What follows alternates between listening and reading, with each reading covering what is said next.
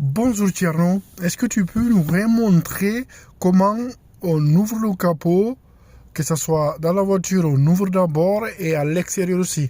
Parce que malheureusement, hier, on avait eu un élève à l'examen, il ne savait pas ouvrir le capot et pourtant, je vous donne des vidéos pour regarder. Cette fois-ci, on va le faire en présentiel. Donc là, pour ouvrir le capot, vous regardez d'abord le rétroviseur, vous regardez l'angle mort, on ouvre toujours la porte avec les deux mains.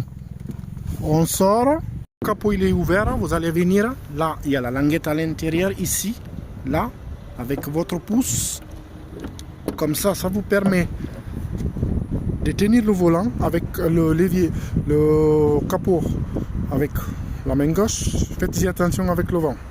Comme ça, vous allez ici, là, pour prendre celui-là et le mettre ici.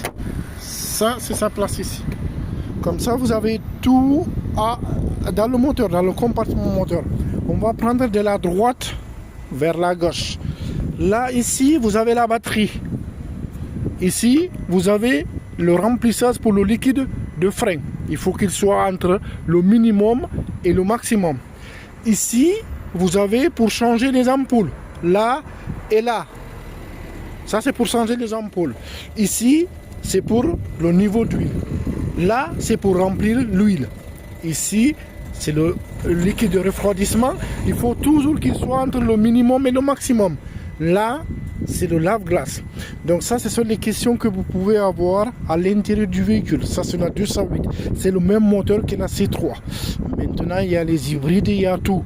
Mais là, plus souvent, que ce soit hybride ou autre, les logos sont les mêmes. Les logos sont les mêmes.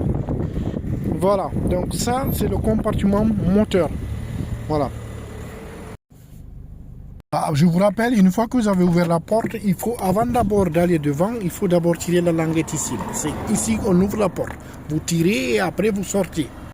Donc pour les questions toujours à l'examen, je vous rappelle, vous avez 3 questions, vous avez 3 bonnes réponses. Les questions, ce soit à l'extérieur ou à l'intérieur. J'ai toujours dit, quand vous avez un nombre impair, par exemple ici c'est 42. 42 c'est un nombre qui est pair. Donc, ça veut dire que la question va concerner l'extérieur du véhicule. Donc, ces 3 points-là, sincèrement, ne les négligez pas. En plus, il y a beaucoup d'inspecteurs, ils aiment bien, quand ils vous posent les questions, ils voient que vous avez révisé. Donc, ce sont des 3 questions que vous pouvez avoir. Pour moi, je dis ça gratuitement. Malgré qu'il y a certains élèves, ça arrive, avec la pression, ils n'arrivent pas à répondre.